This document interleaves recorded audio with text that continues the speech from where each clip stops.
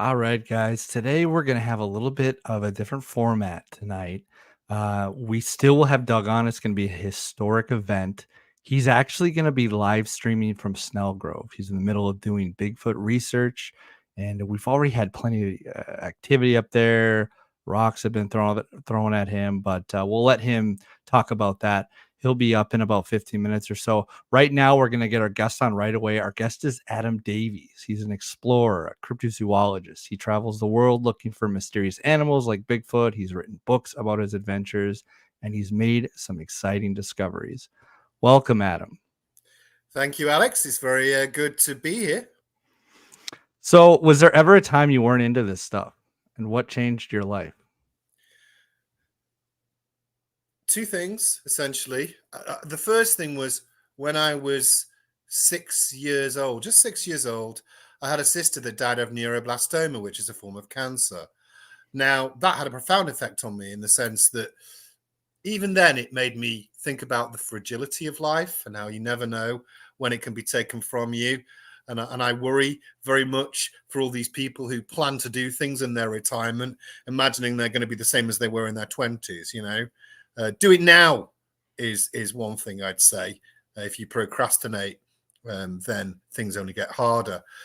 And I think the second thing is I'd always had a love of nature and also a love of history. My first degree was in history, and I loved being outdoors even from a child, and I loved tracking animals and all of that.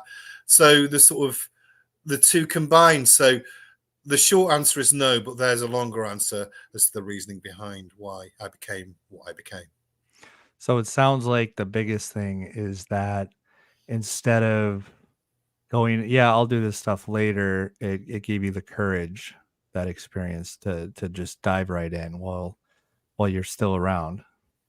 Yeah, and I think that's exactly right. That's a good synopsis. I think and courage is an important point because a lot of people have said to me, I know you've been shot at, I know you've crossed these jungles and deserts that other people have done or hardly ever done before. Are you never afraid? And anyone who tell you they were never afraid in those circumstances is either a psychopath or a liar. That's the reality. Nobody's fearless unless they're disturbed in some way. And there are times when, obviously I felt that too. But, I think it's really important. I think we're getting philosophical early, Alex, but that's you, young Socrates bursting out of that microphone. But I think it's really that you should do things in spite of your fears, not because of them. And, to sit in your comfort zone is a very, very dangerous thing,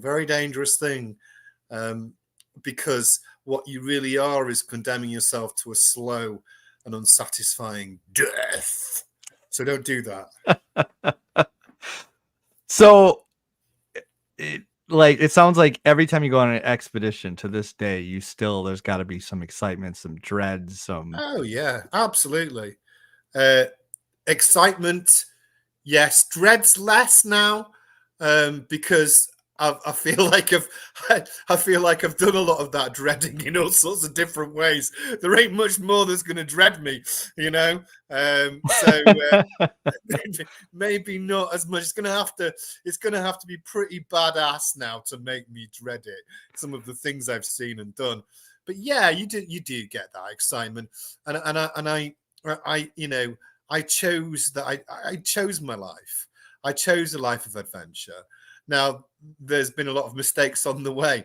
I'm far from perfect.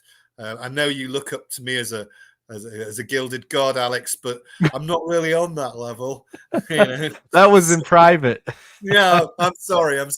I'll tell you what, ladies and gentlemen, Alex did warn me to behave myself during this interview. I totally still, I'm not going to behave myself, and within 60 seconds, here we are. Anyway, but those are my genuine answers. So what's your genuine threat level? Like when you go out, what's the fear you're not coming back? How much does that cross your mind, if at all? It used to cross my mind a lot when I was younger. When I first went to the Congo to look for Mekele Mbembe, the Congo dinosaur, I wrote my will and I wrote letters to some individuals. And my poor mother, but after so many of these things, I don't bother with any of that now. You almost sound disappointed, Adam. I'm not. Mum just said, no, off you go, wish you well. I remember my first book, Extreme Expeditions. There was a guy who wrote a review on it, and he said, I really hope Davies lives long enough to write more books because I quite enjoyed this one. And it was like, well, here I am, So there we are. Belly a scratch. Belly scratch. All that time. A few scratches, but there we are. Not on my pretty face. So how do you prepare? Like, how do you prepare for these things? Is there a certain amount of equipment you bring when you go cryptid hunting? Well, first of all, you've got to decide where you're going because obviously the equipment's very different from a jungle to a mountain. You got your jungle kit, your mountain kit. Well, there's a few basics here of wardrobe I thought I might sort of gently lead you into as you asked that question, Alex. But I think everything's preparation. There's a lot of preparation. So, it was always, apart from when I did films like, when I did Monster Quest and all that, it was my time and my money.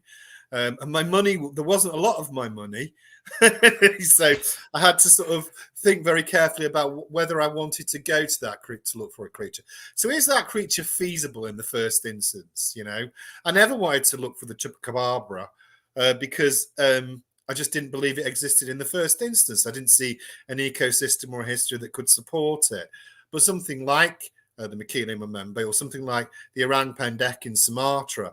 Well, there's an ecosystem, there's a historical pedigree. People have been talking about the things for hundreds of years. And I want to go. I want to have that adventure. I want to explore that area. So if those three things aligned, then I was very much into it.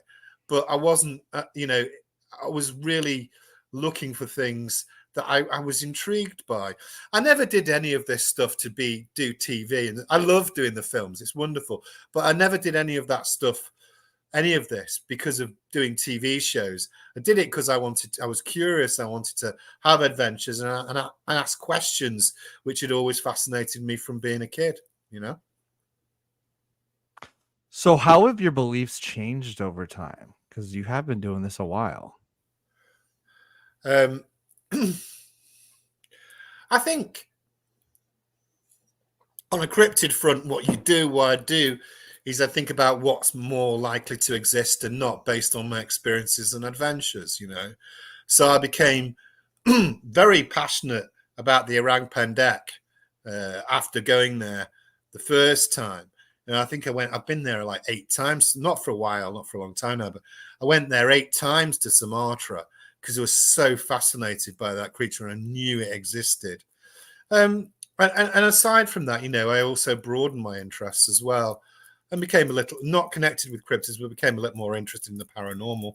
So that changed. My tastes have changed in some ways, but my passions have always remained, and they always will be this sort of thing first, always. How much do you feel like cryptozoology and paranormal mix? Because some people, they have they want to keep them in 2 different buckets. Well, I think it's a good question, and I think that fundamentally is seen a lot with Bigfoot more than any other thing. Yeah, it's Bigfoot where you see for want of a word, a flesh and blood camp and a paranormal camp. And then there's people that tie it in with aliens, UFOs. Tied in with aliens, and then they tie it in with Bigfoot just playing the flute in peace and harmony with all the creatures of the woodland swinging their head in a wonderful romantic notion. That there's people who see Bigfoot as some benevolent being. What I'd say is this: as a starting point, Bigfoot must be flesh and blood because it behaves like a flesh and blood animal. It leaves footprints. It consumes food, if any of the eyewitnesses are to be believed, or, it moves with a physicality. People talk about hearing it, smelling it, seeing it, that none of that is, say, the behavior of a ghost. Yeah. Casper didn't go and down a leg of ham on his adventures because he was a ghost. He had no stomach. Yeah, you know. So I don't tend to subscribe to that notion. But I think what people do, what they're trying to do, is search for answers to questions, because the behavior of Bigfoot seems very strange. And I'll talk about an experience I had about Bigfoot later on if you want, but it is important, I think. So by the way, and by the way, as questions come up, I'm just going to throw them up. If you feel comfortable answering it, you want to diverge a little bit, feel free to. Yeah, sure. Well, I'm going to carry on answering this question if I may. But it's basically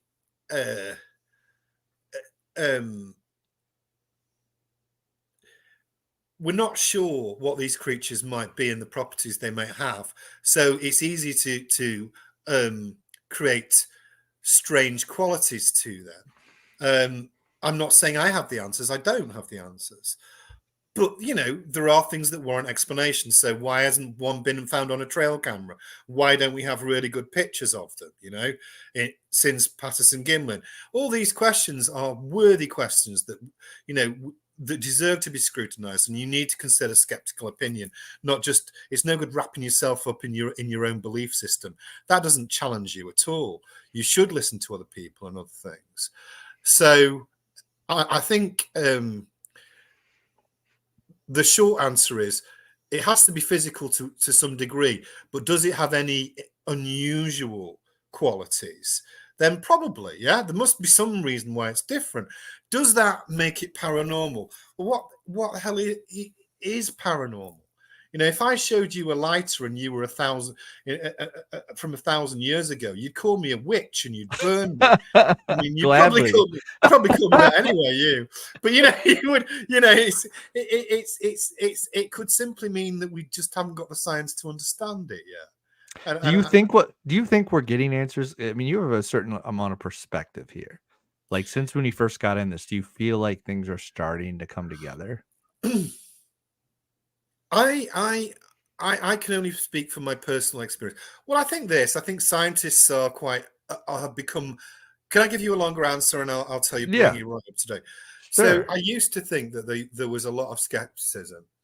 When I and my team, not just me, but the team I was with, found some hair samples which were purported to be of the orang pendek. We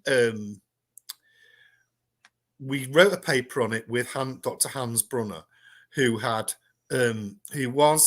at the time one of the leading hair analysis people in the world. Yeah, there was a film called, I think it's Cry in the Dark, with Meryl Streep and Lindy Chamberlain. It was the Lindy Chamberlain case.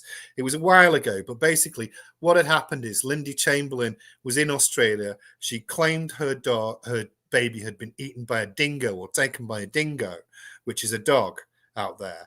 And the police were very dubious of her story. But they hired Alex Brunner. The reason I'm saying this, they hired Alex Brunner to do the research into that, the hair analysis. He came to the conclusion it was a dingo. Yeah, he came to the conclusion it was a dingo, and that was good enough for the Australian police in a murder case, in a very high-profile murder case, you know. Now, Brunner was not good enough then for the field of the fields of science at the time. When he published his own paper, he did a lot of research on our hair samples and came to the conclusion it was from an unknown primate. He worked so hard on it, and you know, I went to see him in Australia. And he said, you know, I got a lot of hostility from my colleagues for doing this. They were like, why are you doing this? And he said, I want to know the truth about these things. What's science for if we don't challenge ourselves and evolve? He was basically saying. And then I was on a TV show called Richard and Judy, which was a big TV show in England. And Henry G., very nice, editor of Nature, he said, you know, Adam, I've seen the science that you guys wrote. If this was a new species of frog, then there'd be no problem. But now extraordinary claims require extraordinary proof. And it's just too hard for us with the orang pendek. It's just too hard, you know. And that was what they said. And I feel like now we're moving forward from that very sort of extreme position. You've got people like Darby Orcutt, for example, and you know, you met him at the OBC. Nice guy, but the science is there or it's not there, and it's as simple as that. And he's objective about it. He's not starting with a point where he has to face loads of resistance. Yeah, he's saying, well, I'm going to look at the samples, and if there's something there, then great. But if there's not, then that tells a different story. Bigfoot becomes less unlikely, and that's fair enough. I think that's fine. So I think it's moved. And I've had results, I had results in Selyord with the Selyord serpent, but it was always tough, even when we were doing those tests, we had to do blind tests for them. So we're moving forward. And I think with Bigfoot, I'd spent a lot of time, I always relate to my personal experience. I spent a lot of time researching Bigfoot since I became a US citizen, started living in the US, and I'd researched over 20 states looking for Bigfoot in different areas. But then I was in the land between the lakes in March. Something extraordinary happened, which will be on a film by a film out in December. But producers Greg Ogles, really nice guy, and that was extraordinary. And I had a direct encounter with Bigfoots. So that's maybe that'll move forward as well. I mean, there's certainly some remarkable evidence in that film, that Cryptic Expeditions film, and that'll be coming out. And it's amazing. That encounter alone was amazing. So it sounds like you brought up portals and connected that with Bigfoot in the past. This guy, he's got a thing about it. It's a long story, Alex. Does he believe that he's basically saying, do I believe in? Do I still stand by the story I had in Oregon, where I had this very strange encounter with some creatures? Well, yeah, I do.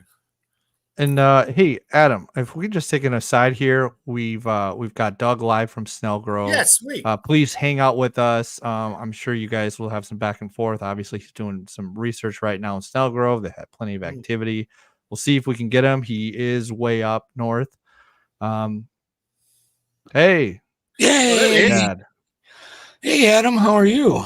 I'm very well. Good to see you. Yeah, it's good to see you guys. It's just hard to believe we're talking to anybody because, there's no technology here. There's not even any radio waves up here. It's perfect. Right, nothing.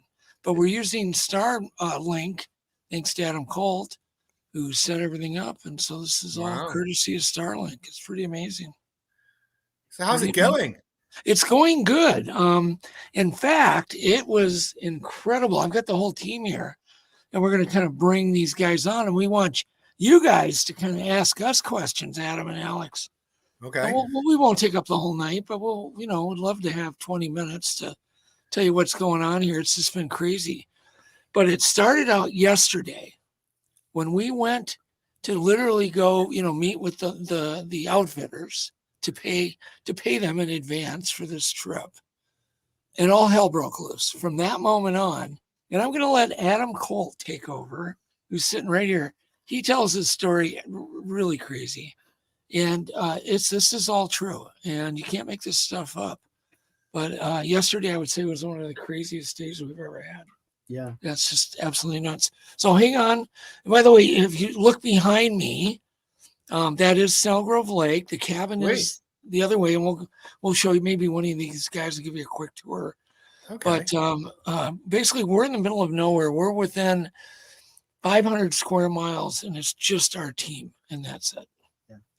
It's incredible, the quality. Starlink is amazing. As far out as you guys are. Yeah, no, it's crazy. But anyhow, so I'm going to slide over and just let Adam slide in here and tell you the story from the moment we went to the lodge. Hey, Adam. Hi, guys. All right. Hi. There we go. Yeah, it was an interesting day. We rolled into the outfitters and, just like Doug said, pay our bill. And they said, oh, you guys are going up to Snelgrove? And we're like, yeah. And they're like, oh, welcome back. Yeah, by the way, that cabin was just attacked, damaged. And I said, do you have photos? Do you have videos? And they're like, yep. And so they showed us right at the counter the damage. And it was just eerily reminiscent of the attack. What year was that? 2009? 2008, yeah. And we're looking at the photos. And of course, being investigators, we're looking for anything we can find in the photos on her phone. Yeah. Like, can we have she's trying to get her phone back and stuff. So luckily we got her to send us the video and the photos. I think Alex has got some of the stills of the damage. Wow. I think we're saving the video for later, but but we were able to analyze the video and figure out some things. I'll let Bud and Chris talk about that a little bit later, but it was just a crazy, crazy morning. So we find out about this attack. We find out about the damage. We get down and we're loading our bags onto the float plane. And the French Canadian pilot, who was so great, Guy, Guy, shout out to Guy. Basically, he's telling us a story. Oh yeah, by the way, after we fixed all that damage, a tree fell on the cabin. I'm like, really? Did it fall on the cabin? And I'm like, how many trees fell? He goes, just one. And as we were flying in, we looked for damage anywhere else, and we didn't find any other trees down. So we're skeptical. Was it pushed? Did it fall? We don't know. But yeah, so it's crazy. The minute we got here, we got knocks. We got some activity. The guys were out fishing today and got some more activity. So I'm going to hand it over to Bud and Chris now, and they can tell you. Go ahead, Chris. You can talk about All right, jump on in, Chris. Yeah. So hold on. Here's Chris Reinhardt. Here you go. Hey, Chris. Hey, Adam, how you doing? we're very well. Yeah, good to hear. So we're at Snelgrove Lake. So what's my part? Well, let's talk about the cabinets that we inspected. So you guys obviously just heard about the damage. It's unbelievable. You should wait till you guys see the pictures. I mean, whatever got in this cabin went through all the cabinets, tore down all the shelving again, and we examined and we went through all the cabinets and all the doors that were open. No claw marks whatsoever on any of the cabinet, nothing. And the cabinets were open and on the ground and torn off the walls. And whatever broke in used the doors. There's a big slider glass door right here. Whatever broke into the I can't even talk right now. The cabin again, used the front door, pushed in the glass, and went through the front door. Can I ask a question? Yes, sir. Were there any jars there or anything like that in the cabin? Anything like that? What I'm really looking for is any evidence of any manual dexterity. That's what you need to talk about the cabinets. They're just yanked right off. Right, yeah. Everything was just yanked. There was no claw marks anywhere to be found. Yeah, Adam, I don't know if you can hear me. It's soft pine. And right. So you rip a cabinet off its hinges, a door. Yeah. You have to grab it with something, either, teeth, if you're a bear, teeth or claws. It's not a bear. The bear would have trashed the place, eh? Whatever was here left no marks. So it tore doors off, but left no claw marks or teeth marks. That's strong evidence we're dealing with a creature with hands. So then they left the doors on the side of the fish shack. There's a shack here they call the fish shack where they clean all the fish after they catch. Why don't you show them? So, yeah, all right. Yeah. We're here. You can show them. There's the doors right there leaning up against the shack. That were damaged in the thing. They put up all brand new doors. They had to replace them. That's how much they were damaged. And Doug went over there the first morning we were over here, and guess what he found on the door? Found a nice, long, blonde hair. Sweet. With no tapered end. It was a tapered end on. No, was it Medalla? Yeah. Medalla. We collected the sample. We did it all perfect the way we're supposed to do it. We have the sample in hand. The hair was about that long, and it was right in one of the hinges. So far so good. I was out on the deck the first morning here. I was filming. We were just got done unloading the plane, and I'm filming with my GoPro, and all of a sudden off in the woods you hear the big huge knock, and we recorded it. It's all on camera. And I was showing the pilot that dropped us off. I said, "Hey, Guy, come over here and check this out. Listen to this." He's like, "What was that?" He's going. I'm like, "Well, that's a knock. That's a wood knock they call." And so things are pretty cool. We had a light show last night out on the lake. It was pretty interesting, and stuff like that's going on. So, but just to be here talking to you guys from Snelgrove Lake is pretty wild. But just to be sharing the experience is great because it sounds pretty exciting there.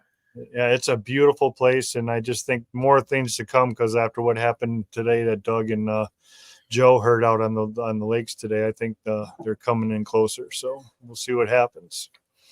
All right. So the damage video is actually quite humorous. It will end up being in legitimate science. But here's what's humorous about it. Adam's going to explain it. We literally burst out laughing when we noticed it last night. I got to give credit to Joe. Joe is the one who found it. After all the activity finally died down last night and everything was really quiet, we just heard Joe in the corner just snickering to himself. And we're like, what's going on? What's so funny? He goes, did you watch the video? We're like, yeah, we've all seen it. He goes, did you listen to the video? And so we cranked up the volume on it. And it's like the guy walks in. I think it was Adam and Ty who found it. It wasn't Guy who found the cabin. So anyways, they walk in and he goes, welcome to Snelgrove. Expletive, like just dropped an F-bomb right there. And it's like, he sounded so overwhelmed because the damage he's like, here we go again. Welcome to Snelgrove. And so, we heard that. And it's just, when you finally get to see the video later, you'll just understand the power of like the things they have to go through to keep this cabin, in shape. Because it sounds like it's constantly under attack. So Adam, I have a question for you, if I may. Yeah. How long are you there for now? This is a follow-up question. We're going to be here till Tuesday. So yeah, almost a whole week. Are you scared now? It's getting dark, Adam. You're alone with these guys in the cabin. Well, yes, it comes and goes in waves, of course. But what's really scary for me is that I've got a little sunbaked yesterday and I didn't feel like going out fishing with these guys. And so I stayed back at the cabin. And like 10 minutes after they left, I'm like, I probably shouldn't have stayed back at the cabin alone. This is not good. Yeah. The cabin is creaking and rocking and it just, it was just you need to remember that in those B-movie horror, the guy who stays behind for safety in the cabin, he's the first thing. I should not have been that guy. Exactly. We've got the best thing is like, I'm like, okay, I'll barricade the door, and Doug's like, do not barricade the door, we need to get in, and if you fall asleep, anyway. So I sat there with the door open the whole time, and that's even more unnerving. Anyways, let Bud jump in there. Anyhow, so let me bring on Bud. Bud was here last year, kind of experienced. Come on over, Bud. Come on over. And Bud is like a hardworking researcher. He is going way out of his way to put actually one of Adam's new inventions, which is this true 900-meter infrared trap. It's basically a light trap that's away from the camera so it doesn't wash out the camera. And it's activated by passive infrared heat. So it's a passive sensor. And by the way, I was going to mention tonight we're going to be deploying the Bigfoot baby. Oh, that's exciting. So it's a little scary. Last night, all we had was little rocks thrown. That was it. And we did record them. And they were like throwing rocks at the cameras that were out. But tonight, they've all been disguised. And Adam will talk about that again here. But here's Bud. Yeah. Mm-hmm. Here, Bud. Adam, Alex, how you doing? Good, How's thank it going, you. Bud? Getting by. I get a feeling. I got a feeling nothing shakes you. I'll just take it as it comes, I guess. Okay. Tell them about your camera trap that you done. Yeah. That's what I want you to talk about.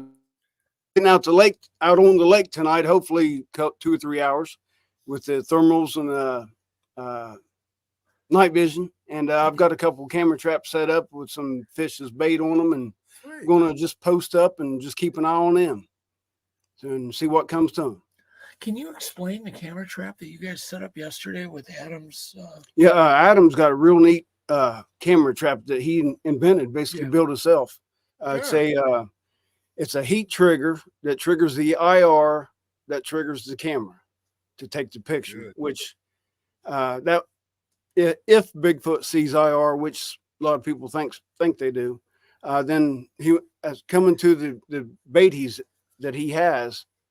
Bigfoot won't even see the IR light till it's too late, because the heat's the heat will trigger the IR, which triggers the picture. So that's just a theory Adam's got, and it sounds pretty good to me. So Yeah.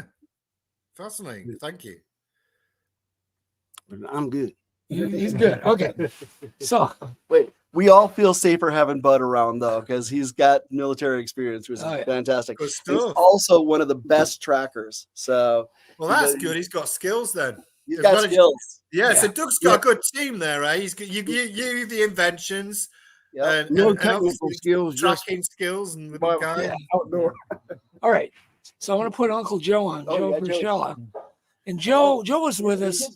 Joe was with me today when we heard these strange ahoo yells right by our boat. I mean, it was so loud, Adam and Alex, that it overpowered our to shut the upward off. Then we really heard it good. But Wow. here's Joe. Hold on. Hello, guys. Hello, everybody. Hey. Alex. Hey. We've never met. Nice to meet you. Good to meet you. There we go.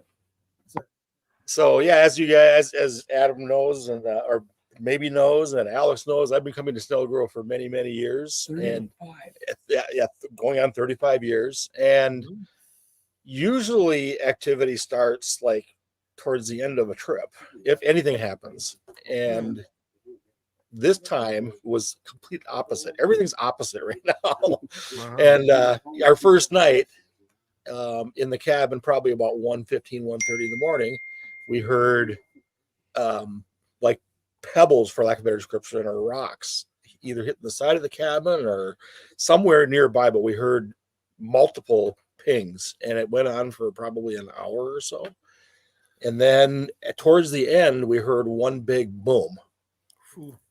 And then that was all that we heard. And then Chris later, about 2 hours later, said, while we were all sleeping, I think we all finally went to sleep, then he heard a boom, but we didn't hear that. We were sleeping. So Talk about these Very red intense. lights.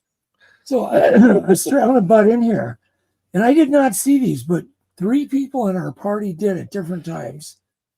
Talk about these weird red lights that you witnessed. yeah, so we were sitting in the cabin. It's dark outside the cabin, and there's a window. There's a window just Chris. facing to the left of basically it's a fish house. And when we were sitting in the cabin talking, Adam was sitting at one end of the table and I was sitting facing the window, Red lights. and we both saw red lights at different times. And we're like, did you see that? And we're like, yeah, we saw that. I saw that. And Adam's like, did you see that, Joe? I'm like, yeah, I saw that. And then we talk. That was the first one. The first one that he saw was like a streak, and it went away pretty quick. I didn't see that one. But the second light, all of a sudden it flashed. And I'm like, I saw a red light. And I was like, well, that's what I saw. And then, so we were all aware of it. Someone behind me. And then, yeah, and Doug his back was faced to the lights that we were watching. So I was facing the lights and Adam was kind of at an angle. And then the last light, we both saw the light. We both looked at each other like, did you see that? And I was like, yeah, I saw that. You saw that too? And Doug's like, okay, what the hell's going on? And he turned from his back facing the lights to my side of the table so he can see the red lights. And then we never saw a light after that. Now in all the years you've been going, have you ever seen those red lights before? The one time I saw red lights was way on the other side of the lake, and it was one of the first times that we were up here, and this red large light came up, hovered over the trees, and then slowly went back down. I don't think this was that, but it was definitely a red light. Now that was a well over 25 years ago. 20, so that's 25. So you seem to me fairly pumped already. Is this, I mean, this level of activity so early on in the process, has this surprised you? Yeah, because like I said, we usually, have experiences towards the end of a trip, and this is the first time we've actually experienced something like first day. About the Yahoos. Oh yeah. So then Doug asked me to talk about the Yahoos. So then we were out trolling for Northern this afternoon, and yeah, we were actually fishing for food, and we heard ahoo. It actually went ahoo. It's something very similar to that. And Doug looked at me and said, "Did you hear that?" And I said, "Yeah." And so we went about our fishing, and it wasn't soon after we heard another ahoo. And he's like, well, "What the hell?" He said, "Is that the motor?" And so I killed the motor and I wiggled the motor, and it was just smooth, quiet. It did make a sound. And so we just sat and listened and didn't hear another ahoo. but we did hear two of them. But ironically, it was in the very same spot that, and again, I'm going back probably 2 longer decades. We were out 30 here. years Was ago. it 30 years back? Yeah. Okay. We were out here with his oldest son, and it was the same area where we heard some operatic singing. That's the only way I can describe it. It was a really kind of a beautiful woo, kind of a female sounding voice. And it was in that same bay. I call it Pike's Point because that's where his son caught a huge northern, biggest fish I've ever seen live, and so it stuck with me. It really sticks with me. And I don't know what to tell you other than that was day 2. And the night hasn't happened yet. And Well, you've been in the cabin, Joe. Well, it's been attacked. Oh, You yeah. wanna Describe the last time it got attacked in your ear. well, yeah, I mean, the last time it was attacked, it was really scary. We were up here, and I remember there was rocks being thrown at the cabin. There was rocks being thrown at people standing off the deck as they were going pee. There was rocks thrown from the other side of the cabin onto the roof. I remember that. And then the Dave Regal rod case. And then when we were out here with another fishing party, there was a rod case that got thrown onto the deck, and it woke everybody up. The cabin. Well, the cabin. It got hit the side of the cabin, fell to the deck, and everybody thought that actually I was out here peeing, and I wasn't. So you were outside when this was happening? I was not outside. I was in the cabin when this happened, but it woke everybody up. and everybody thought it was me going to the bathroom, but it was not me. And the rod case got knocked over. And you got to. Have we lost him? Oh, did he? I'm sure he'll be back on in a minute. Guys, this is straight from Adam. He sent what some of the attack looked like. Are we back? Are we back? Yeah, we're back. So Okay. I brought up your pictures, Adam, that you sent me Oh. about Snelgrove. I don't know if you can see him here. Yeah. So Those All are right. scenes of the cabin that was after the whatever broke in through the front door. That's what it looks like. yeah. That That's- is a lot of damage. Yeah. Okay. Getting back to the bear. Anyways, Joey was sitting on the picnic table, and Bud basically came to everyone's rescue. And we were all talking, and he didn't want to alert us and have us freak out. There was a huge 300-pound bear, 3 or 4 feet behind Joey yesterday. and Bud's like, "Don't panic, don't panic." But you probably want to get in here right now. Needless to say, my back was to the bear. So we don't want to have our backs to anything. Exactly. They don't have a back through a bear or a Bigfoot or whoever else. No. So But you know what? You know what people are going to say, and Adam, I'll put this to you as the technical expert, Yeah. because the biggest call that I live in Tennessee right now. You can tell by my accent that I'm obviously Yes. from Tennessee. obviously feel Tennessee, yes, I can tell. but I really do live there. I'm going out. I was out today. I'm going out tomorrow. I'm out researching as much as I can. Yeah. But there's a lot of bear in Tennessee. Yeah. So the most obvious, I think that where I am, there's a bear every 1.2 square miles. There's a lot. So people are going to say, if I'm skeptical, I'm going to say, well, this is bear, or what these guys are going to find is bear activity. It's obviously a bear. How is your technology going to make the difference so that you can say with some veracity, if you do get something, well, this is not a bear, and this is why. This is what we think it might be, aka Bigfoot or wherever else. Right. My technology will hopefully end the debate whether Bigfoot can see IR or not, because nothing's on until it finally gets blasted. And from what I can tell right now, deer and bear do not react to the light. And if we finally catch a Bigfoot, if he looks up at the light, we know he can see IR. If he doesn't react to the light that I've put out, then we know that he's sensing something else about our cameras, whether it's electromagnetic or Wi-Fi or some other EM that they're putting out. The new camera traps that just got built. Describe it. Oh yeah, okay. Well, Bud kind of described it a little bit, but it's just an IR light. No. Oh, which one? I'm talking about the hidden. Oh, I'll go grab it. With We'll talk about it, and I'll just go down there and get it. The EMP shielding. Okay. And so on. All right, 1 second. Okay, never mind. Let's show you. We're here. We're at Snelgrove. Let's do it. Let's go live. So basically what we're trying to do here is hide cameras. And this is up to Doug. He basically told us, if you can see the camera, then they can probably see it too.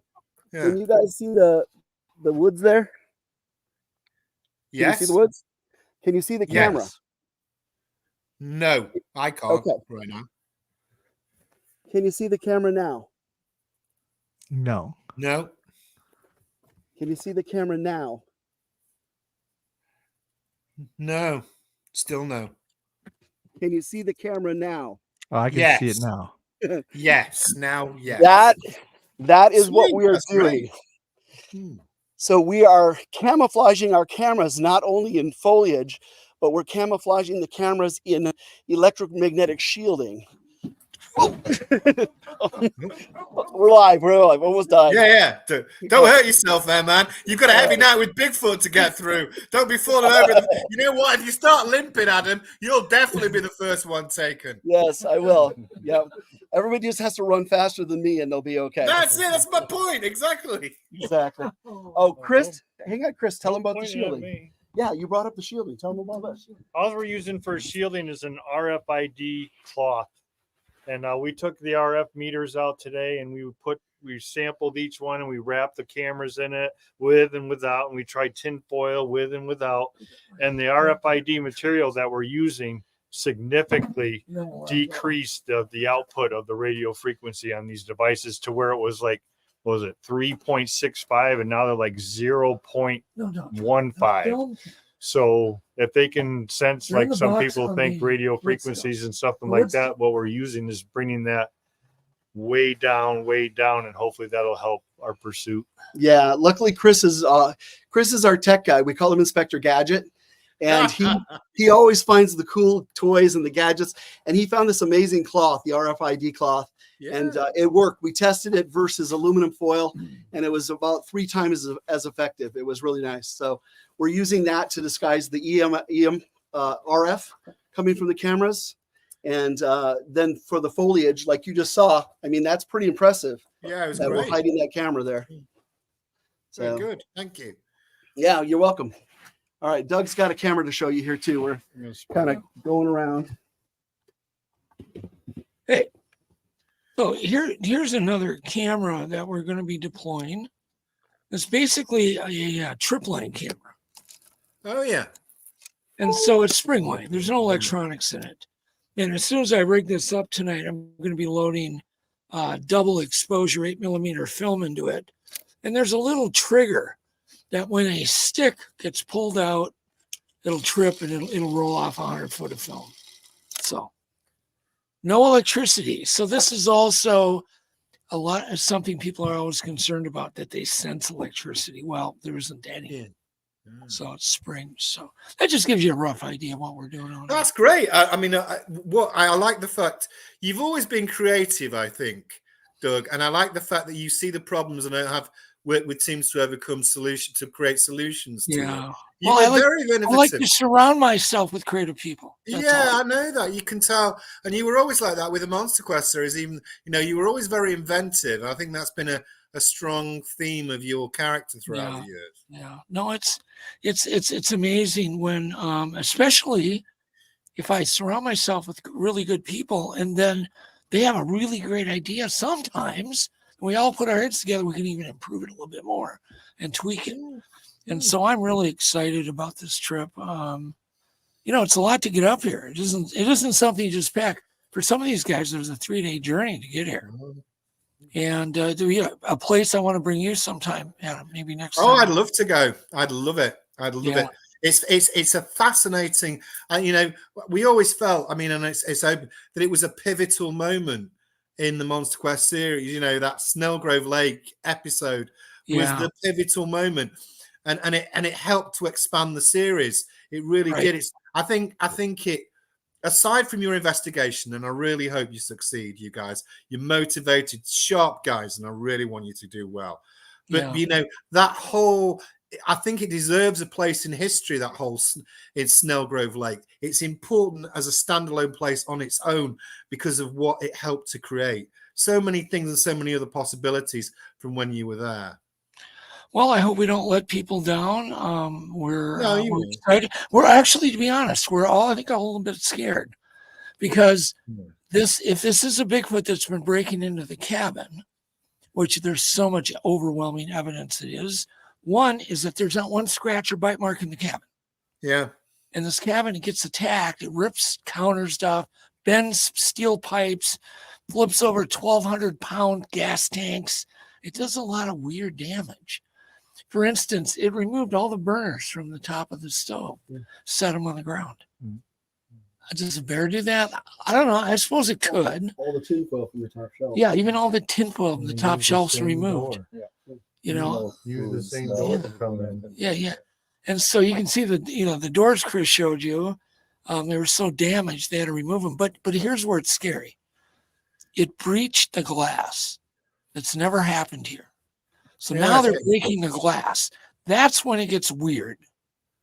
You know, before it felt like there was enough respect and fear on their part to stay out. I'm now at this point worried a bit they're going to come in. It's more aggressive. They seem to be escalating the aggression. That's my point. I mean, with you going more, do you think they're getting bolder? I mean, you know, all of you as a consensus, you must discuss it. Like, are they getting bolder because you're them? Or, I mean, you've seen all these strange things already, and the momentum seems to be uniquely building this time, according to that gentleman who's been here, 35 years on and off? Yeah. The guy who there's a certain intensity about it. I have been in this cabin, and I could show you. Adam can run over there real quick and show you that they lifted this cabin off its foundation. Wow.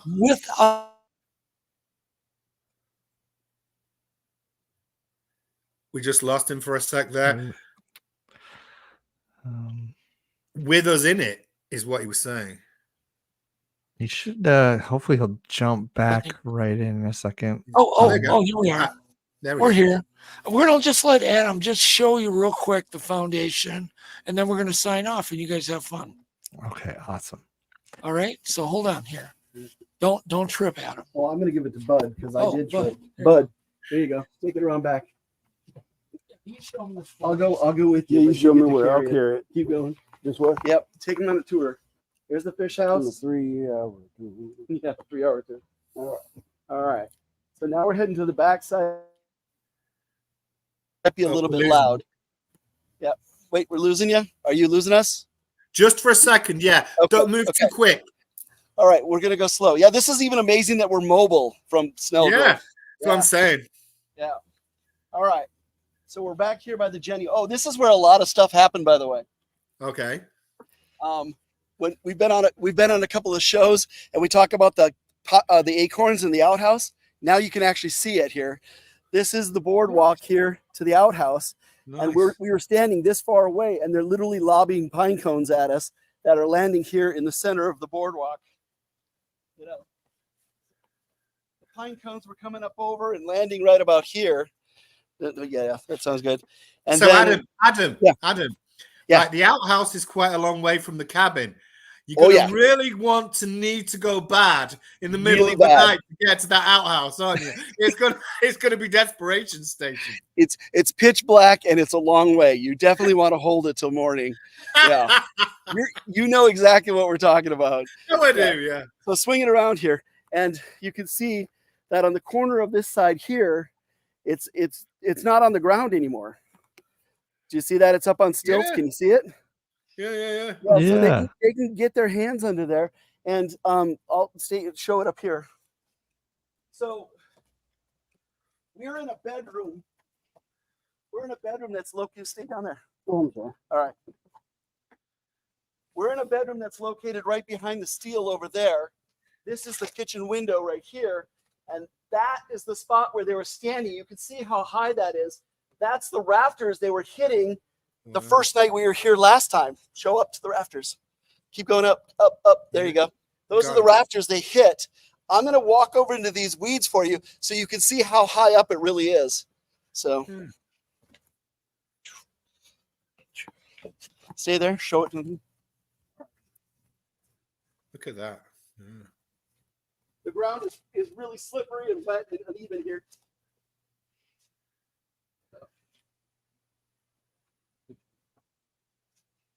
I heard them hit up there. And this, I mean, you can see how high this really is. So How tall are you, Adam? I'm 5'8", 5'8". Okay, very So, tall. That's what they were Those hitting. things are. Pretty crazy. Yeah. All right, Doug, take it away. Yeah. All right, guys. Well, thank you. That was super awesome. You're going to view the outhouse back here.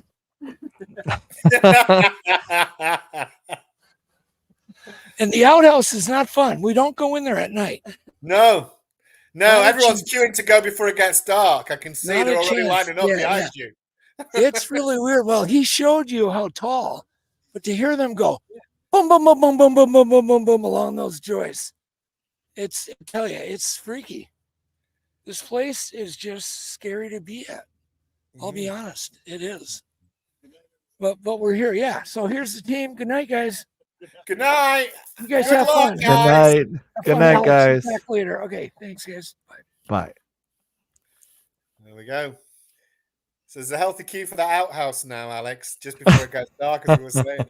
But Adam's got a limp now, so he'll be the first one to be eaten. Your dad nicely arranged that. He had him doing all the camera work. So tell me on an expedition, when's the time you were the most freaked out, scared, uncertain? I think when I first got to the Congo, it was so very, very different. It was so different that it took the cultural shock, if you like, was intense. And you know what it's like with today's air travel. So 1 minute, you're at home, chilling out. I'm British, so I would have been eating my beans on toast, talking about American cliche, and the next minute you're in the Congo. And within a few days of that, I was playing drums with the pygmies, real pygmies in the Congo with their teeth filed into points. And so that is quite shocking, and then I go off into the middle of a jungle and suddenly I'm weeks away from anywhere. I think what you'd be surprised about is what you can get used to, what you acclimatize to in time. So using that Congo example, I was there.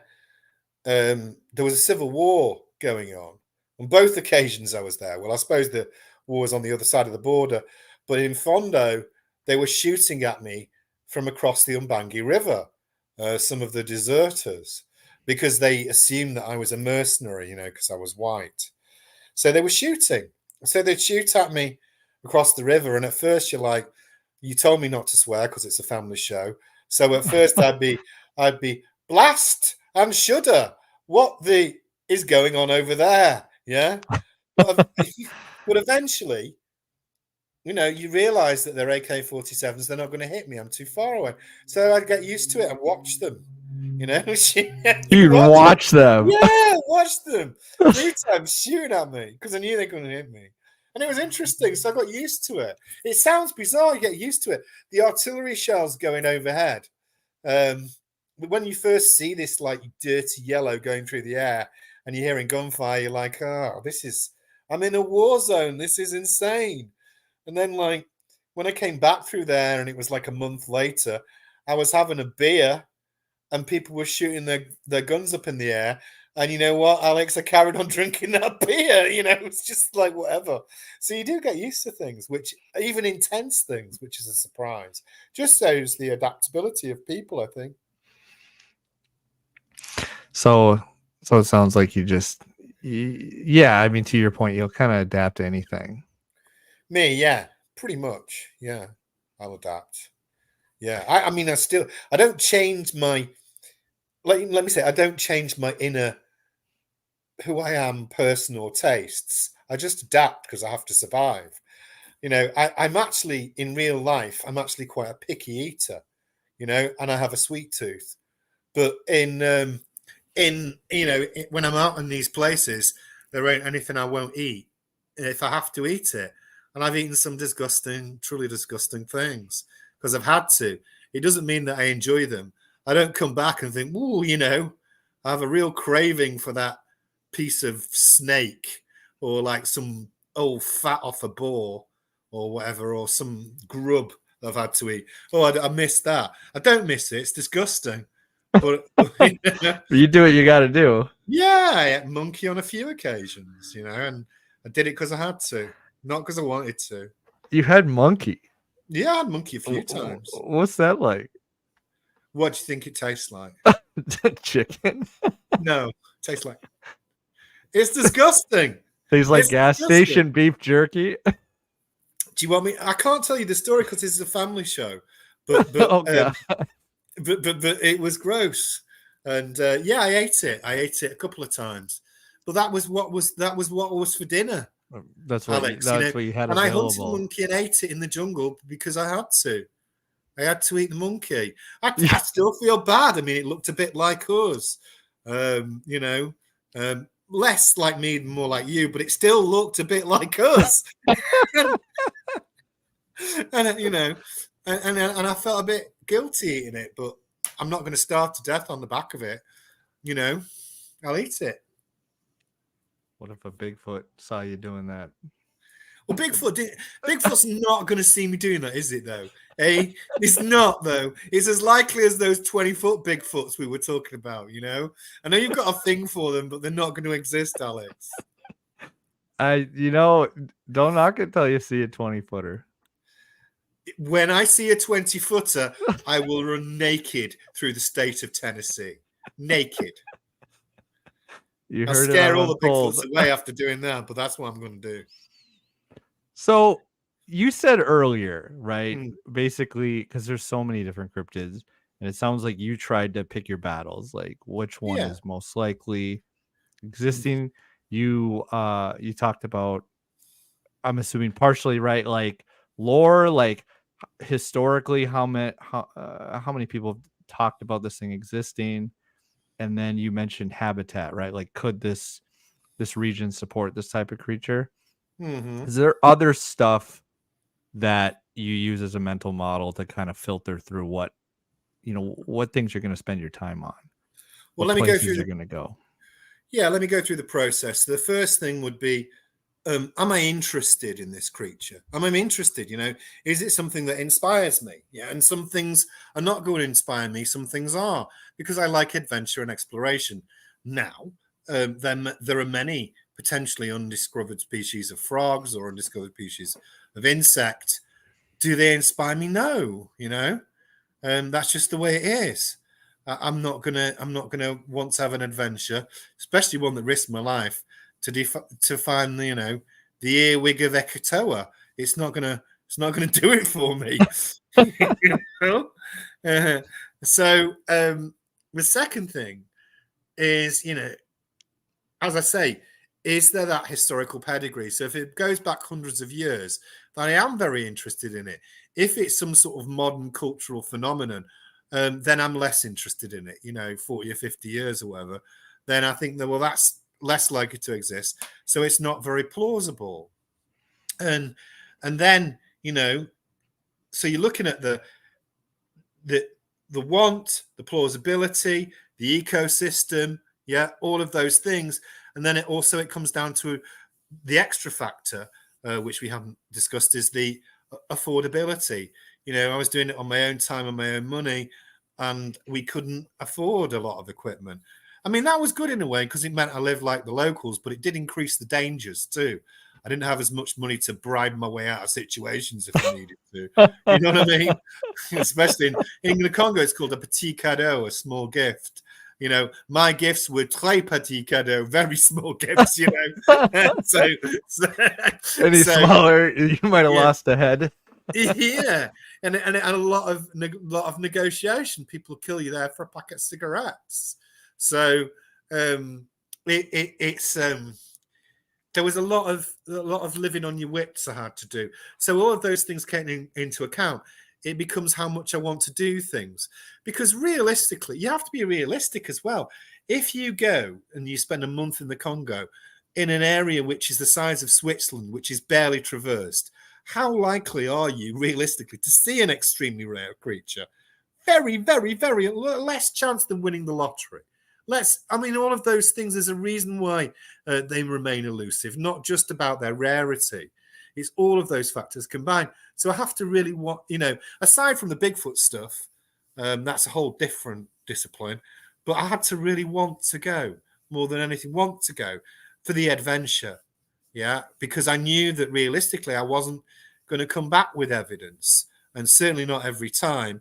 And if I did, it would be poor quality.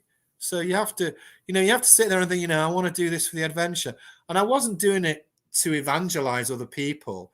I don't really care what other people think about this stuff. I'm doing it because I'm interested, I want them to enjoy the experiences. I'm not being mean about it, but I don't want to turn around to Bobby Sue and say, now this is why I believe this creature exists. I don't care what she thinks. Good luck to her. So it sounds like you would still be doing this if you were the only person on the planet. If I was the only believed it. person on the planet, I absolutely would be doing it. Yeah, absolutely. If I could make a living doing it, I would do, But when I can, I'm out. That's my passion, and I've always wanted to do it, And when your dad came along and asked me to do the Monster Quest films, I was like, yay. My initial reaction was, I'll get to go more places because I can go from somewhere with Monster Quest for free and do an investigation, and I can also still do my own thing, So it was just doubling up what I could do. That was how I saw it, So when you go to these places, and it sounds like some of them are very dangerous, just the locals, right? And navigating your way, how do you prepare yourself for that? How do you, know you're saying the right thing to the right person at the right time? You're not offending anyone. Well, again, research. So, and research on two things. I'd learned some basic vocabulary when I was going. I wasn't going to be fluent in South Sicilese or whatever it was, but if I had some pleases, some thank yous, some where do I go next, then I would do that, and I can download information like that quite quickly. I could speak some basic Sumatran before I left eight years ago. I could speak some French when I was in the Congo. I learned a bit of language, and that people like that because at least you're trying. You know what I mean? Especially if you're British and American, you have to be very careful not to come across as patronizing or arrogant because we're blessed with English, we are, and it makes us lazy about learning other languages. It does, Why should I learn that language? They're gonna learn mine anyway, or they're gonna know some. So learning a bit is quite important. It helps to build a rapport. But as long as you're trying. The second thing is, I was always firm, but I was polite and extremely polite. Always with the people. I mean, one of the times in the Congo, which we've been talking about for a bit, I guess, but I had to negotiate with this warlord. He was called Gilbert. It doesn't sound a particularly menacing name. He wanted to be called Blood Axe or something. I don't know. But he was called Gilbert, and he killed hundreds of people, massacred them very recently. And I had to negotiate with him to get through a particular area in order to get my permit to go to this area. And he was, even the missionary who brought me in told me he was not to be trifled with. So there I am negotiating with this guy, and he might, on a whim decide he was going to kill me. So, in Mongolia, it was, I was arrested by the army there. And it was about, how do I get out of here and memorize the plans and working out which way to go and to dig myself out. I managed to get out of it eventually, but there's my life, Alex. And then 2 weeks later, I'm back in my job like that. Why do I feel like you getting kidnapped is, you got a little bit of a smile on your face. Like, all right, the adventure's just started. Yeah, let's see. Because it's a challenge in a way. It's like, how can I get out of here? Yeah. How can I get out of this? So it was, and I did get out of it. I'm here to tell the tale. So there we are. All these adventures are good for you, They're good. Broaden your experience. Are we ever going to get a Bigfoot body? Well, I think it's a physical animal. Yeah, we discussed that earlier.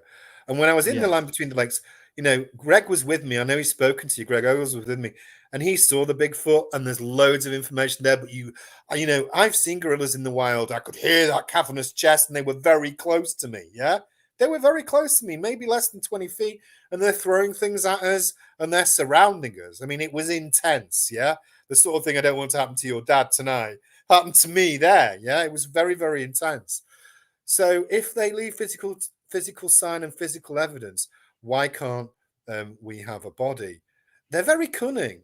I mean, they use strategy to think through things. They were certainly cutting us off and surrounding us when we were there. I was astonished by that, astonished by how smart they were. So you have all of those things building. So I don't see why not. So it sounds like you've had a close brush with them before. Yes, multiples. I had a close brush with multiples. There were at least 4, maybe 3 or 4. Yeah. And not one of them was over 20 foot. No, Alex, I'm sorry. Well, but I'll speak to them about it next time they try to rip my head off. Just before they do, I'll say, Alex wants to see your 20-foot cousin.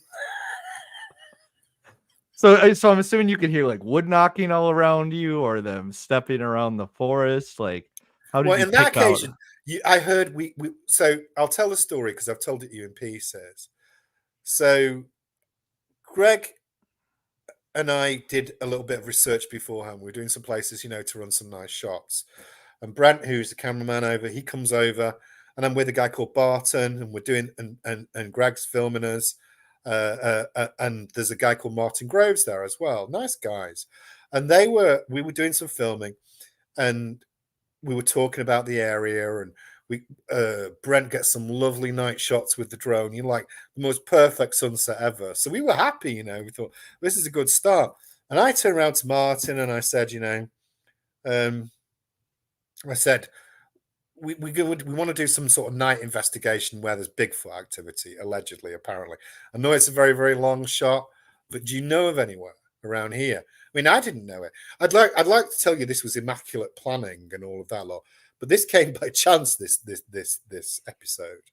So he said, well, there's a place about an hour from here, a graveyard, and I was like, superb, a graveyard, great, let's go there. And we got there, and he went up the hill with Barton and Janice, who was the camerawoman, and also a member of that team. And I'm down with Greg and Brent, and then the things start kicking off. I mean, shout. I mean, I can't do I can't emulate the noise because I don't have a big enough chest cavity to do just what it did. But it was like whoa, whoa, whoa, whoa. And I was like. This thing is here and it's real. Yeah, it's real. And then Brent, who was the Greg's main camera person, I mean, a very gifted guy, he's a good editor as well. And he was like, we got to get out of here. We got to get out of here. And me and Greg, and I understand why he freaked out because it was massive and it's near us. And I said to Greg, and Greg's the same, I said, we're not going to make one of those films where something happens and you leave. Do you know what I mean? We're not going to do that.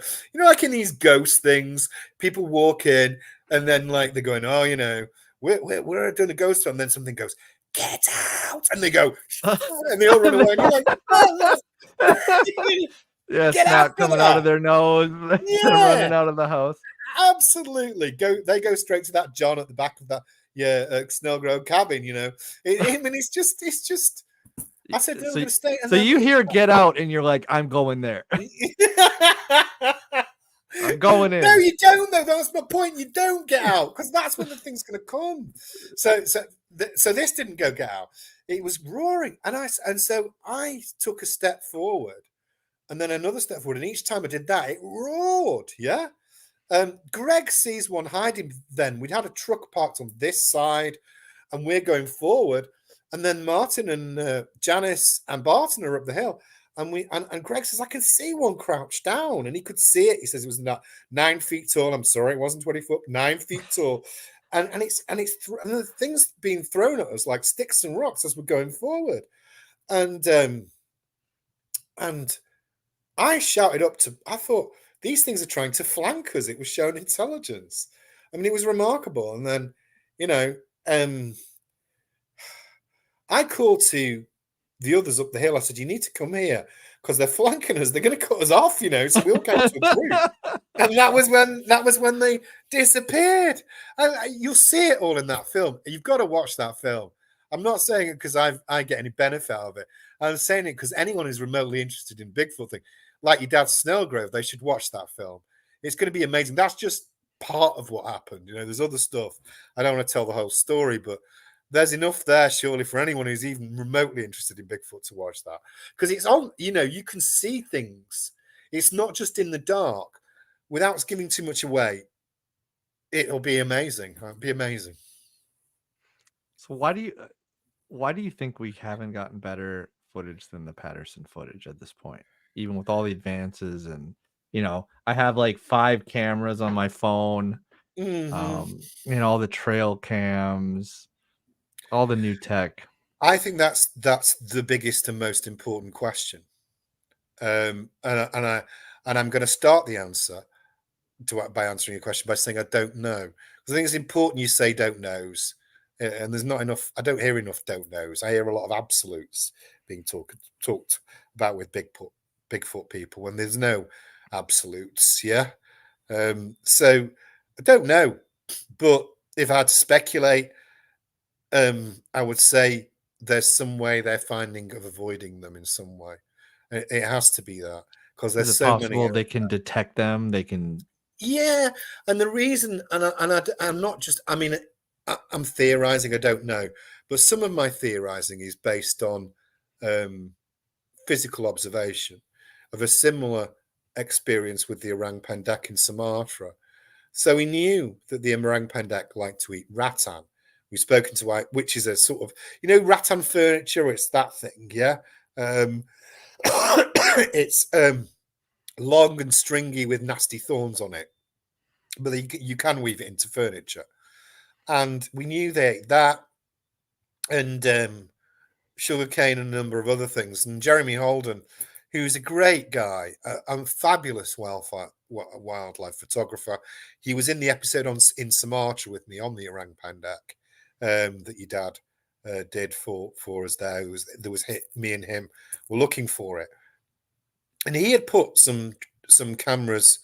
He had put some cameras up, and there you could see where it had walked. Yeah, it had walked through the area, but it had not walked past the camera. So you could see it had walked in a straight line, gone near the camera, and then walked out. You could see the track. Yeah, you could see the trail. So I don't know about Bigfoot, but I do know that it was something that the orang pendek definitely avoids things. So why not Bigfoot?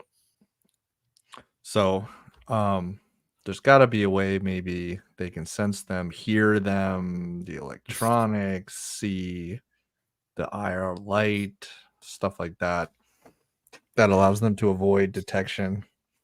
There has to be. I mean, you know, and I take the point that, you know, cameras can be difficult to upload and do. You know, when you're trying to take a photo, everyone will have the experience. Oh, no, they're trying to take a photograph of something, a bird, say. By the time they've whipped the camera out on their camera phone, it's thrown off. Everyone must have done that. It's not that simple. And I know these things are fleeting. It's true. But you know, I've taken so many photographs of bears recently when I've been out in Tennessee. You know, I might see them fleetingly, but I can still take a picture. You know, I can still take a picture. Not always, but a lot of the time I can, because, you know, they're around quite frequently. If they're extremely rare, then, I mean, the argument would be, well, you know, they're extremely rare. But, and I understand that. You know, when I was in Mongolia, I spoke to this man who was in charge of a vast area in relation to the snow leopard. And he said, you know, I said, well, how many times have you seen it? And he said, well, once in like 30 years. He'd seen, you know, it's not big. So it's, I mean, you know, but they're very rare creatures is my point, but we have photographs on. We have detail of the snow leopard. We know about it. Yeah, the Siberian tiger is extremely rare. We know about it. The rhinos in Sumatra. We do get photographs of creatures. So skeptics are quite right to challenge the notion that Bigfoot exists on that basis. I completely understand that. You can't dismiss that argument. You have to find explanations, and some are more plausible than others. And that's my best guess right now. And it's a guess. Let me ask you this. Let's say we did get a body. Let's say we definitively proved the existence of Bigfoot. Does it lose all its appeal? Does it just become another zoo animal? Well, I would hope it wouldn't just become another zoo animal. It would be fascinating. I mean, we'd learn so much if we had something like that. That was always my view, with the orang pendek, a bipedal primate. Can you imagine? Fascinating. And these people who see them, clearly, I mean, I know there's a lot of mistakes, but let's say, well, within all of those thousands of examples, there are some cores where people did see a Bigfoot, as they described it over, and there's that consistency over the centuries, whatever.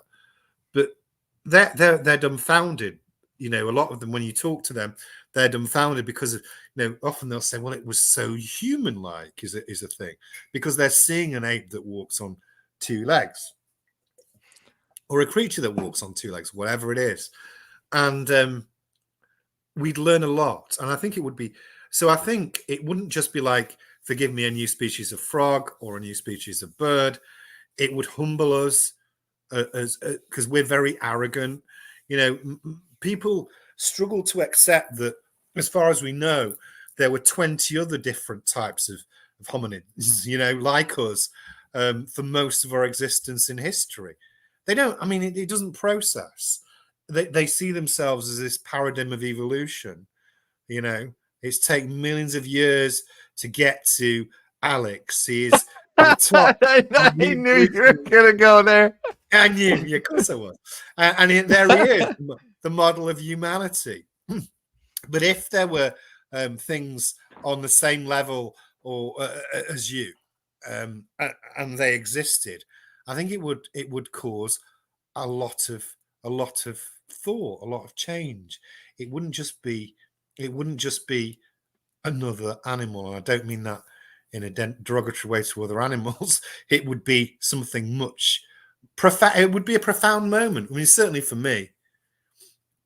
So let me ask you this. It sounds like what you're saying is the connection to us, that missing link, but also the intelligence. Yes. Right? That these things are so cunning and crafty and stealthy that if we were able to prove definitively their existence, it would change how we think about maybe ourselves, the planet, just a lot of stuff would have to a lot change. of stuff. And let me say, that's the thing that ultimately interests me the most. Remember, I'm not out to evangelize anybody else. So I'm interested in his answers to my own questions. What's the biggest question I have about these creatures? Because I'm satisfied that they do exist, in my own mind. So therefore, I progress to, well, I'm satisfied they do exist. How sentient are they? How intelligent are they? Now, I saw in The Land Between the Lakes, they demonstrated strategic thinking, which was extremely interesting to me. I've seen grey apes in the wild, in different places, in different parts of the world. So with these, I'm interested in how smart they are. They must be extremely smart. For me, The Land Between the Lakes isn't some very remote area. It's a nice little area. So I think it's 56 miles long. There are lots of campsites and things on it. It's not like Alaska or Snelgrove Lake where your dad is, or many of the other places I've been to. So what's going on here? And that's what I'm really interested in. I think that's the intellect is fascinating. So where do you think we go wrong as, let's say, kind of a group when it comes to researching these things? Well, the first thing that we've had to struggle against is getting any funding or scientific backing for these projects, even on a small scale, and that's only starting to happen in any way now, because they've always been a fringe subject. I mean, Bigfoot's always been a fringe subject, and serious zoological bodies have been pretty reluctant to study it. I get the impression now that quite a few of them would, or at best ambivalent towards it, but that's only relatively recently. So I think we made it a fringe subject, or the media made it a fringe subject, and then it becomes difficult for it to gain credibility. Who's going to fund a serious scientific study for Bigfoot? Has always been the thing. Well, now Derby's university is, but that's pretty unique, these things. So we never had that. And secondly, I do think there are some unique properties about Bigfoot. I don't know what it is, which maybe it's this level of intelligence. Maybe it has some abilities that we're not aware of. I don't know. As I say to you, I think our knowledge of science and our knowledge of what we can do is expanding. I mean, look at your father's kit now at Snelgrove compared to what we had at Monster Quest. You know what I mean? I remember when we used HD cameras for the first time. We used them in Sumatra, and they were the state of the art, but they wouldn't work in the rain. Yeah, it wouldn't work in the rain. It didn't give a good picture. And what does it do in the rainforest? All the time. So when we're there, we're forever having to start. I mean, look at all that stuff he's got now. So the question becomes, well, our technology is getting better and Bigfoot's still elusive. What's going on? I don't know. I mean, I'm satisfied they exist. I'm satisfied they're extremely sharp. But other than that, I don't know. And the don't knows keep me going. I'm interested. I like the challenge. It's good.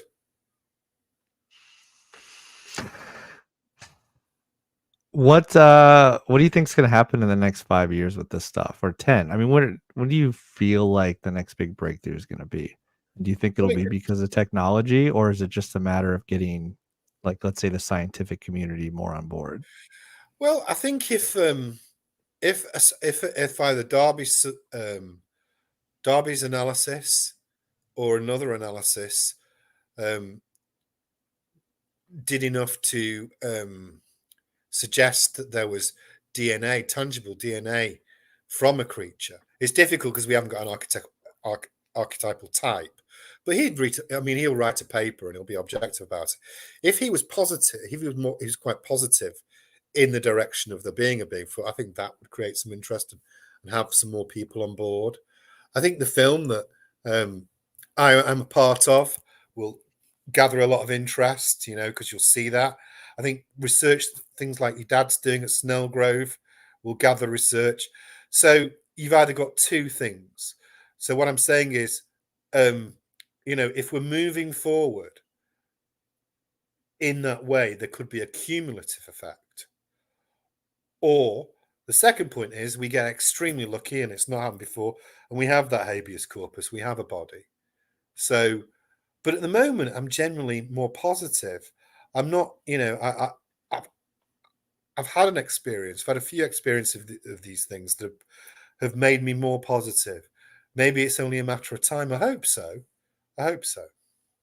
I feel good about it at the moment, despite that pedigree of years of that. Well, let's chop into the portals. Let's just cut right to it. We've already answered that question.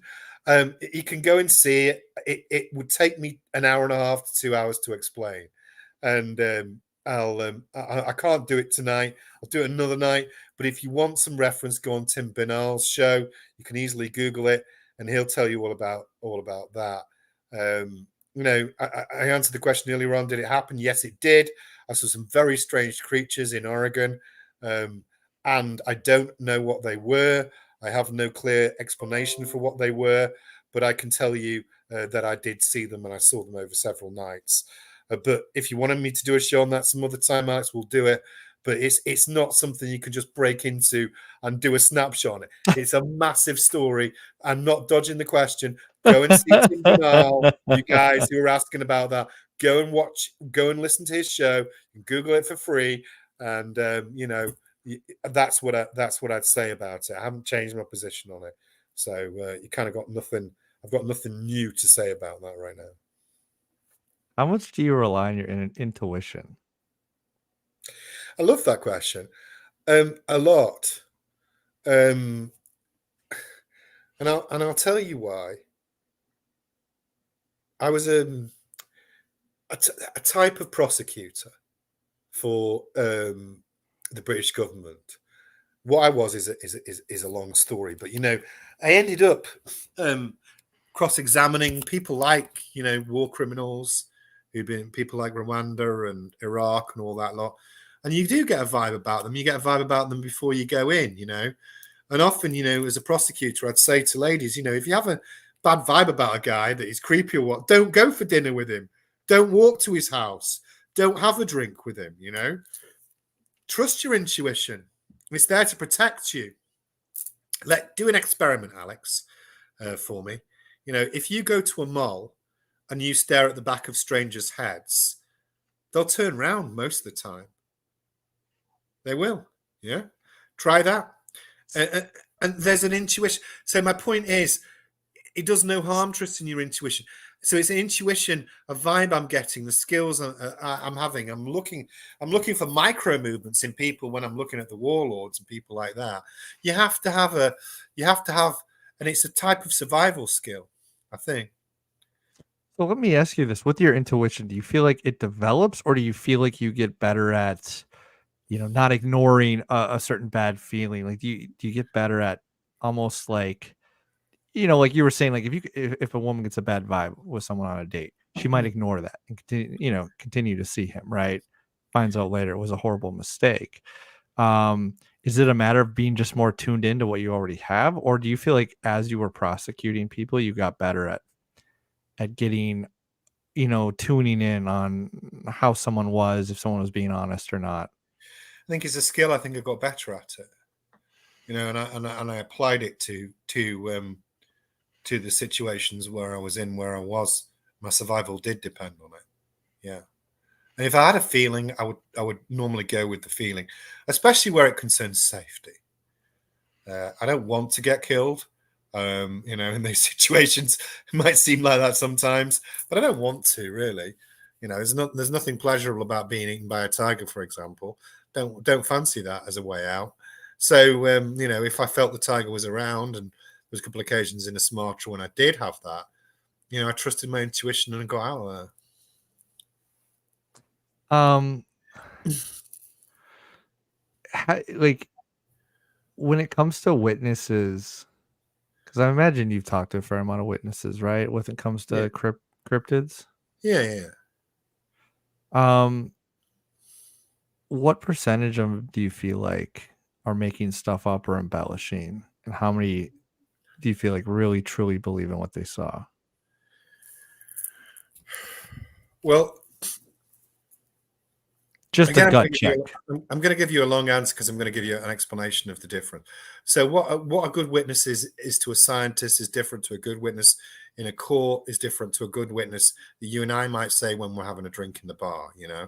There are different, and scientific witnesses are different to court witnesses. So, and some people are better than others.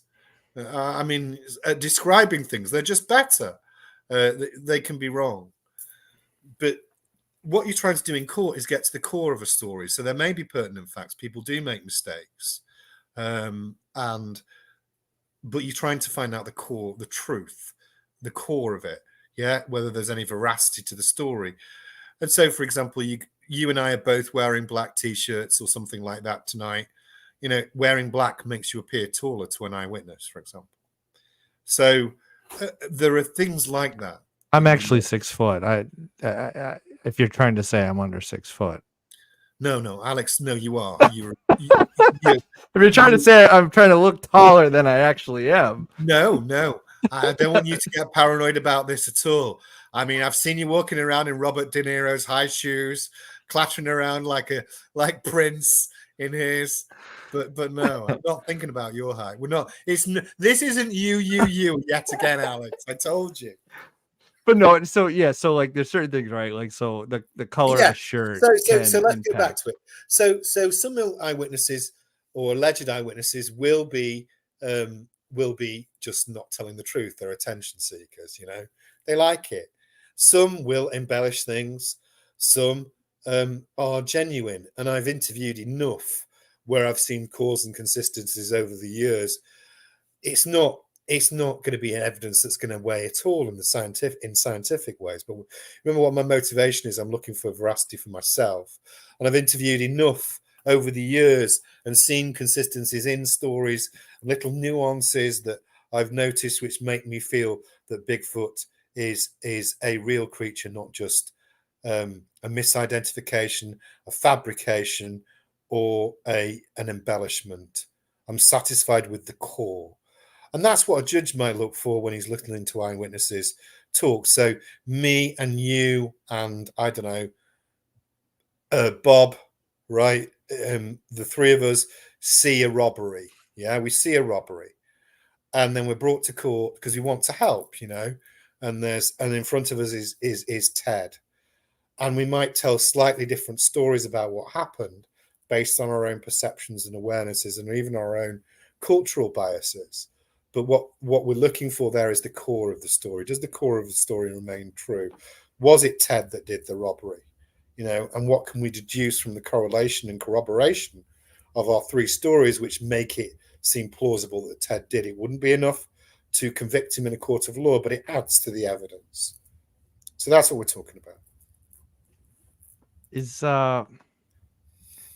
there a piece of equipment that you've brought with you on expeditions that's proven to be invaluable? Like something, it could be, it could be literally as simple as a compass, like something that you've come to rely on, you never would have expected when you go out on these things. A pocket knife. No, I don't know. I'm thinking which one is the. I suppose for me it was the ability to purify water, really. I had Giardia 3 times. It's not pleasant. 3 times, like separate occasions. I've had Giardia on 3 separate occasions. Oh, yeah. Once they didn't know why.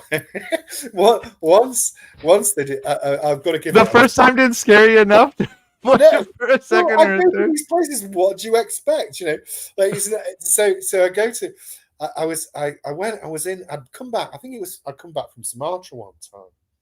And I'd been in the jungle for weeks, and it was a really bad time. It just rained so much.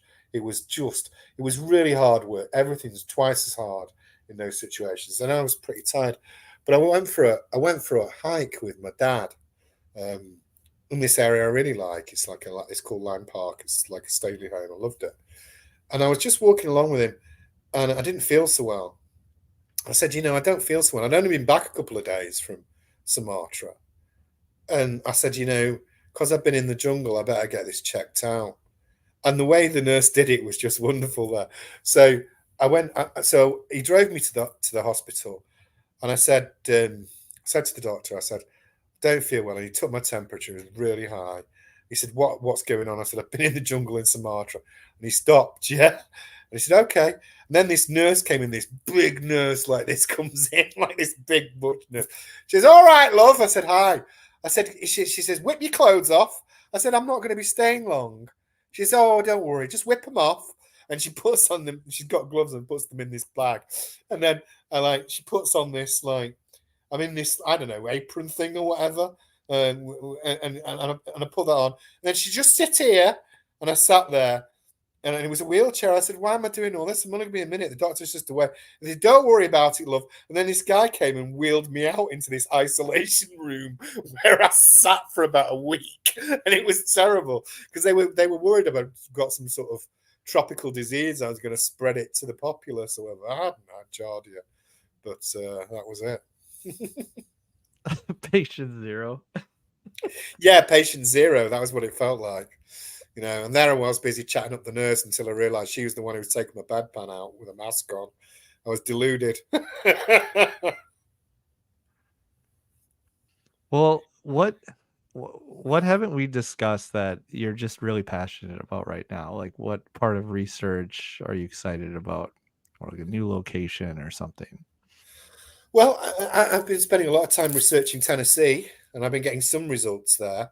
I've been really happy doing that. It's been a wonderful experience going into the woods out there, into the forests of Tennessee. It's really beautiful, but I'm still because of the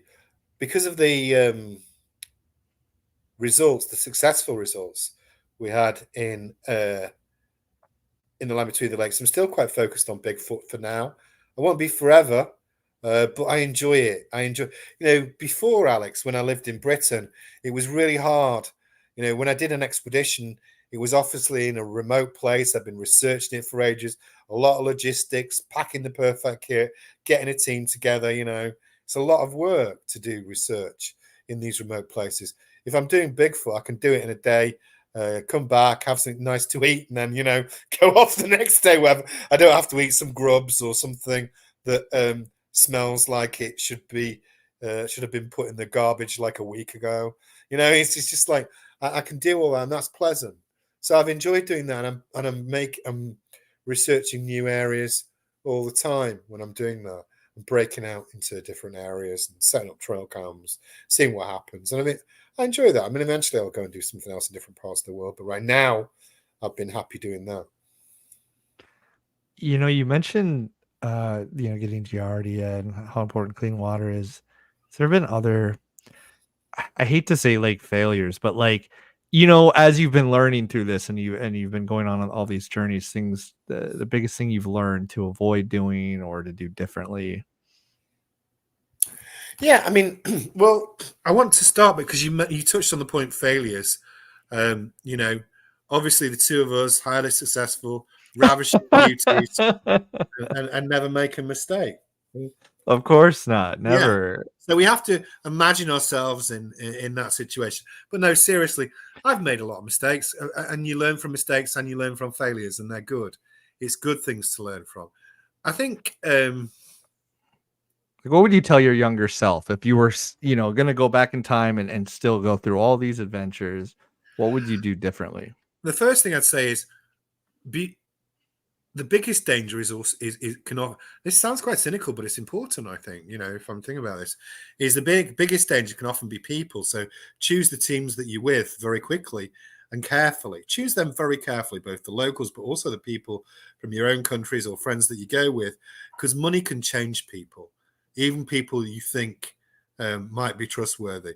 If they sniff money, they can be different and devious and more cunning than you realize. So don't underestimate people, or especially if they scent money. Yeah, because money's never really motivated me. I don't care a damn about it. That's why I'm huddled under your basement right now as we speak. No, that's why I'm not. I don't want to be poor. There's no joy in that. I don't want to be no Buddhist monk, chucking wandering around with a bowl. Having a bowl of white rice. Yeah, no, that's not me. I hate rice anyway. I ate so much of it while I was in the jungle. I can't bear it. I'll have it in sushi, but that's about it. Yeah, can't stand it now. And that's the truth. It's because of all that eating it so much over there. Oh, that's such a shame because I heard you ate so much rice on your travels. I sent you a 50-pound bag. Don't check your mail. Thanks. Nothing like it. Great. It doesn't taste of anything. What is it with rice? I don't know. It tastes like soy sauce for me. Yeah. I put soy sauce on it. In Sumatra, they have manas ketchup, it's called, which is like a sweet soy sauce, which is pretty nice, actually. You put that on it. But, it doesn't do anything for me, really. What was the question? You mentioned how money can change people. Are you talking about like you go and the locals think that they can like get a bunch of money out of you, so now you get in a bunch of trouble? Or are you talking about you do work with researchers and they think they're going to get rich and famous off of it, so now everything gets all weird and twisted up? Well, that can happen, and it has happened to me. When people with the latter, with the former, with the locals, I've always been able to. I think I've been quite blessed that I've always been able to build rapport with people. You know, I've always been able to, as I say, converse with them, talk to them without being patronizing, try and build a relationship with them. That's not to say some people wouldn't steal off me, and they have done in the past, but most of the time I've been okay at building up relationships with the locals. If you're straight with them and they treat you with respect, I don't think most people are criminals, even if they're the poorest in society. It doesn't necessarily follow that, you know, they're going to be criminals. In fact, some of the poorest people can be the most generous. So when I was in the Congo, so we've talked about that quite a lot. So my mind keeps turning back to Congo experiences. But I was in this guy's hut, a guy called Sam, and he had 3 things in his hut. You know, this was just before I left. 3 things. 3 things. What He were had they? He had a stool which he had me sit on. Okay, He had nice. on his shelf. He had a chicken. You know, which it was very dark in there, so intermittently it would like move around. So he had a chicken, and he had a gourd. You know, one of those things for taking water. You know, like a drinking vessel. And he only had 3 things. That dude. He gave me his gourd as I was leaving. Really? Yeah, that's like you giving me your car or something. More than that, you know? And then he gave you Giardia? No, he did not. Just This kidding. is a happy story about how poor people can be the most generous. Don't ruin it with your cynicism. Don't. That's what I want people to take away. No, that's a powerful story. And I wonder, I imagine you'd agree with this statement based on what we've been talking about. But I've heard that the world outside of, let's say, you know, like the United States, Europe, is more safe than people give it credit for. Well, it'll depend on where you're going. I mean, I wouldn't say the Congo's safe. I'm not imagining Mr. and Mrs. Smith to change their holiday from sightseeing in Italy to landing in Kinshasa because they might have a nasty shark. So, but there are. I mean, you know, Sumatra's pretty safe. Crime's pretty low there. But you know, I to wandered your around point, Brazzaville and Kinshasa at night, and I was fine. I wandered around both those places. I was fine. But I wouldn't advise people to do it. I mean, you know, there's a lot of You're just a madman. bullet shells on the ground as I'm literally crunching through empty rounds. So I wouldn't say go there. But yeah, Sumatra's very safe. A lot of Southeast Asia is very. I mean, I went to Russia. I never had any problems there. You know, I don't. Mostly, it's not. You know, mostly people don't want to be. I think most people, in a philosophical way, are not intrinsically dark. They don't want to do harm to others. They might try and exploit you because you're rich, but they wouldn't want you to suffer. So would you say that you would buy the statement that most people are intrinsically good? Yeah, certainly. I mean, they have flaws. They can be selfish Yes. and cruel and all of those things, but I don't think that they are intrinsically dark by nature. I think most people would want to do the right thing, would want to be decent. Not all. I'm not saying all. I've met some very bad people, very bad, and I mentioned a few tonight. But you know, if I said to you, do you want to love the right person for you and not hurt them? What would you say? What would you say? Yes. Yeah. If I said, you know, there was a Is this a trick question? There was a roaring hesitancy there. I got a little nervous. No, I know. You don't need to be. You're only with your Uncle Adam, Alex. Just relax. But it's like most people don't want to hurt people. Most people want to be decent. Most people don't want to rob. But if they're looking for reasons, then when I worked with the police in England, I used to go and talk to the criminals in the cells because they're interested in their motivation, and they would often give me a reason why they fell into the lifestyles that they did. You know, it was always somebody else's fault. But the ones who were likely to not do it again are the ones who took responsibility for their actions and said, it was my screw up. I did the wrong thing, and I'm sorry. Sometimes people can find it hard to say that they're sorry. Yeah. Did you ever have people say that, it was my fault, I screwed up, and you didn't buy that they were like, you got the feeling they were just saying that because that's what you wanted to hear? Or was that very sometimes. rare? Well, sometimes people will. Sometimes people will try and say what they want to hear, but there's nothing wrong with saying I'm sorry and I did the wrong thing. Right. I wish they wish more, or I don't know. I think people, especially in the world of making documentaries, like to look that they know it. They know it all. I'm here on top of this mountain, and I'm mighty badass. Mighty badass, let me tell you. And instead, I always like the bits where people made mistakes or fell over and, had a laugh or those sort of things. Because I don't, when I started writing my expedition books, written 3 extreme expedition books. I wanted to put in the bits where I did make a mistake or funny moments or things like that. This idea of being the windswept explorer, it's not really like that in real life. You're not chiseled on top of a mountain as the sun gently hits your right eyebrow. You're feeling like crap. You've got giardia, yeah. Your charity shop clothes are hanging off you, and you wouldn't want anyone to see you right on top of the mountain because you look like the creature from the Black Lagoon. You're knackered, worn out, exhausted. You look like Gollum from Lord of the Rings. Yeah, I'm now at the top of the volcano. That's how you feel, Gollum.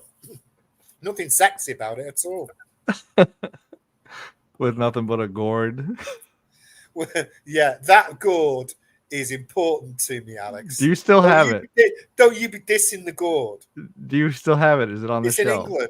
I don't have it in America because when I came here in 2016, I literally arrived from Nepal. I was making a film with Josh Gates on the Yeti, and I turned up in San Diego, which is where I first lived, in all my Nepal winter weather gear, which was very useful in San Diego. I felt like Dick Whittington, I turn up with one rucksack for my new life in America, and most of my stuff in there was completely useless. So there we are. You didn't turn up on the airplane with the gourd? No, but I feel like when we next meet, we should have a gourd party because you're like so into gourd. I didn't know this was your thing. I didn't know this was like your hobby. I mean, it's okay to be nerdy and into gourds, Alex. Yeah. There's a collection behind me, but yeah, I hesitate to show it. It's not going to get you a relationship, but you can be proud of that hobby separate from looking. I don't even know what to say. It's a family show. Don't you dare swear. Of course not. Of course not. What evidence? Has there been anything that surprised you the most that you've seen personally or, through other researchers? Well, we've already talked about the Bigfoot thing, so I'm going to talk about something different. Yes. Because I think that this was something that really surprised me. So let me start by saying most of the time when you are on expedition, you see nothing that is a cryptid or anything like that. Yeah. So if you and I are on expedition, most of the time nothing will happen. Yeah. You'll be sat there in camp playing with your gourd and nothing will happen. Nothing at all. But I think I've only seen a few really unusual things in my whole life. Yeah. I've only seen a few really, really unusual things. And I can count them on the fingers of one hand, I think. But I think the time when I saw the cellular serpent in Norway is the most striking thing because I would have still done this anyway if I hadn't seen the cellular serpent, but it was so interesting to see. So that's like Norway's equivalent of the Loch Ness Monster. And, again, It wasn't by chance that I saw it. We'd done a lot of research, so looked at the looked at the history of the most recent sightings of it, and transported them across the lake. You know, I had a map of the lake and put them on. We'd marked them all off. We'd marked off also where the largest concentrations of fish were meant to be as well.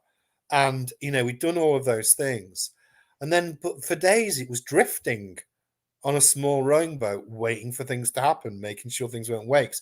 And then I saw the cellular serpent. I saw it come out of the water. It was black. It had barbs on it. I could see it going across the water. And it was amazing.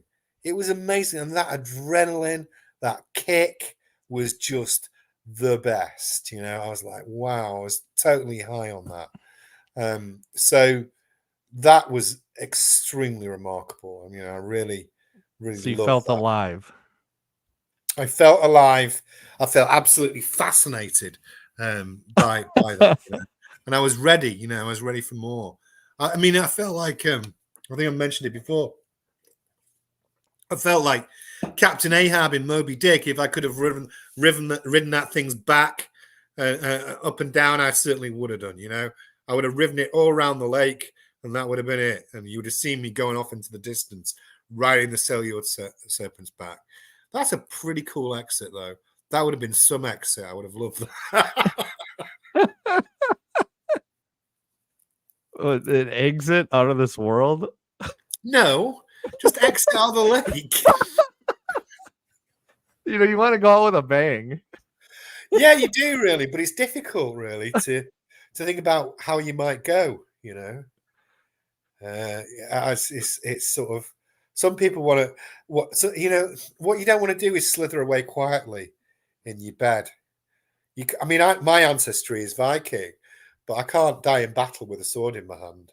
Not these days. You can try. Well, I suppose, but it'd be quite difficult, really. So I don't know. We should talk about that at some point offline. How you plan your exit. We'll be creative on that on another occasion. Give me time to think about that. Yeah. So do you have an updated will, or have you when you go on these expeditions? It sounds like I've an updated will. What do you think I've got to give away, man? the gourd. Yeah, you're getting that.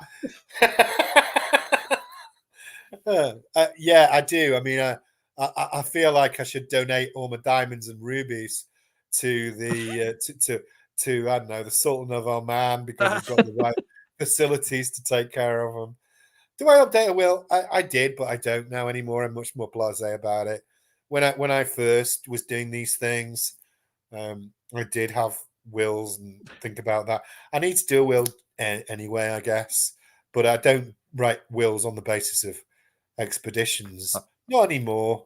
You know, it's like people of my family and friends have kind of got used to me doing this stuff. Like, yeah, okay, have a nice time. Yes, bloodthirsty bandits, dangerous monsters. You know, we know what you're doing. You know, have a good time. Were they frightened at first too, and then they got used to it? It sounds like. My poor mother was. Yeah, she was pretty worried about it all. So you put her through the ringer. Yeah, she was nervous about it, but she's not now. You know, you tell her whatever things happened, and she's like, yeah, you know, it's gonna have to be pretty. I feel like the threshold is pretty high now. I can't imagine what's going to impress. You got to keep upping yourself. Yeah, to get a reaction. Yeah, okay, yeah. Bigfoot, schmigfoot. You know, I'm not really sure what I can do to. A 20-footer. Well, yes, that's it. Yeah, you get your dad to get their funds for that, Alex. You're supposed to be working on that. That was your pitch. Yeah. Wait till he's emotionally supple in Snelgrove after he's been to the John tonight, and Bigfoot's chased him, and he's just come back. Then that's the time to do it. It'll be a true believer. What's do you believe in the crawlers? Do you know what those things are? The rakes. The rakes. Have I heard of them? Yeah. I've heard of them, but I've not investigated them. So if I've not investigated them, I can't have an opinion on them. So I've never looked for rakes. I've done ghost stuff. I'm kind of interested in that. Always have been. It's not a passion for me like cryptids, but I am interested in it. You know, I did one only a couple of weeks ago. A very allegedly haunted place in Tennessee, and I spent a lot of time at the Whaley House when I lived in San Diego, which is again. Oh, I went there. What did you You think go to of the that Whaley place? House? Yes. Yeah, Yes. I worked as a volunteer there for about a year. Yeah, it's fun. It was fun. I enjoyed it. Yeah. Did you ever feel anything? I used to feel. I never saw anything. I used to feel when I felt like ghosts were around. It kind of felt like, you know, when you get butterflies in your stomach just when you're on a roller coaster. It sort of felt like that, but I never saw them. I could only once to the side of my vision may I have seen them. I mean, when the ghost hunters had have things going off on quite a few occasions, but I was always nice when I was in the house, if you know what I mean. These people who go, what you doing, blah, you know, these ghost hunters. It's like, I always thought, well, if there are these things which are spirits, then why am I not just pleasant to them, you know? This is their Right. home. You don't kick open a stranger's house and No, you know? Know yourself, you know. so it's nice to them. But I'll tell you one story, and I can't tell you whether it was a real ghost or not, but it was kind of funny. But they used to sometimes hear when the ghost hunters used to say, "Where's Adam? Where's Adam?" When I was upstairs, their meters or whatever they had would go off, which I kind of find interesting. We'd see orbs a few times, but my best one was there was I was a teacher at the time and had to be at school to teach for 8 o'clock in the morning, and I was at the house, and the Whaley House, and it's like you've been inside it. You know, it's an old building. I think it was built in 1857, and it was one of the few times when there was a storm in San Diego, like a really bad storm. I'm in there on my own, on my own, and I have to lock up the place, and there's a storm, and it's like one of those black and white horror movies, and it's now, because we had a party on a special private party looking around the house, it's now after 1 a.m. and the guy, normally it's 2 guys together, but the guy had to go home who was with me. He got sick, so I had to do it on my own, and these people had paid a lot of money, so I said, well, I'll do the last hour and I'll shut the place up. They left, and I'm there shutting the place on my own in a storm. Now, in order to set the alarm, what you had to do was go down this corridor past the allegedly one of the most haunted rooms, which is the courthouse, where this guy, Yankee Jim, was supposed to hang out. You know, there's loads of evidence of him, and he'd been seen as a skeleton and all this lot. And I said to myself, as I'm going to set the alarm, I said, don't look in the courthouse. Don't look in the courthouse as you're leaving. Don't look in it. Whatever you do, don't look in it. So what did I do? You looked in it. Of course I did. Idiot. So I set the alarm and I have to go quickly. Glance at the thing, and I cannot be sure that I saw this. I cannot be sure. But what looked like a head moved across moved across the room and just went out through the window. And I remember, and I didn't get home till like 2:30, and I had to be up about 7 to get ready for school for 8, where I was teaching a lot of lovely but demanding teenagers. And I remember lying in my bed, wide awake, thinking, that damn head, that stupid white head, because I couldn't get to sleep because I was so pumped up, So I can't tell you I definitely saw a ghost, but I can tell you that happened when I was in the Whaley House. We had a question. Do you find it strange that, at least for a lot of people, they say the same equipment that works on ghosts works on when they're doing Bigfoot research? What do you think of a statement like that? I don't know whether it is, because we haven't definitively proved ghosts or Bigfoot. We're just making suppositions and assumptions. So we don't know, do we? I mean, we can't That is answer that true. question because if we proved a Bigfoot or if we proved a ghost, we could make that. I know what it means. I'm not being pedantic, but I have to start with saying we haven't proved that. Right, definitively. No, we either haven't one. proved either. But I take the point. So I did set up trail cameras recently in that ghost house I was in Tennessee. You know, the Thomas house. I haven't looked through the evidence yet, but and there's one time when we may well have got something which was ghostly caught on camera on a trail camera from a time when I was in West Virginia, but that's a whole other long story. So yeah, I take the point, but we have to start with we don't know. We're running out of time. Did you have something you wanted to plug, like, you know, portals I and have. monsters? That's one you made earlier. Well, I do have books. I have the Extreme Expedition books, which are my non-fiction books about my expeditions, and I also have my fiction books. So my Extreme Expedition series 1, 2, and 3. They give you my actual adventures. I'm writing another one right now, but about a year away from coming. And then I've got my fiction books.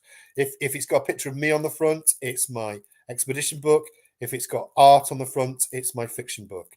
And of course, that film, that Cryptid Expeditions, The Land Between the Lakes, that's coming out in January. I did one with Seth Breedlove as well, which on the Trail of Ancients, that's coming out in September. So all of those things are coming out, and I'll continue doing adventures. You've got your pitch to make to your dad, and so hopefully we'll be working together soon, Alex. So we got a lot of people in the crowd that are super into Bigfoot. Would the Extreme Expedition series be the best place to start? If they're if they're into Bigfoot, then they want to look at 3. Because I've done research all over the world, and my next book, when I do publish it, will be mainly about Bigfoot as well, and the stuff I found recently. And there is some interesting stuff. Bigfoot's kind of fascinating. very cool, Matt. Thank you so much for your time. This has been awesome. And have a wonderful night. You too. It's been lovely to talk to you, and lovely to see your dad. And I've enjoyed. Yeah, well, I've enjoyed myself. It's always fun to talk to you, Alex. I like it. All right, you take care, brother. Take care. I call you up in the middle of the night. Been bothered by dreams, ain't feeling alright. You give me comfort, say just give it some time. By the end of our talk, I'm feeling just fine. You and I will always know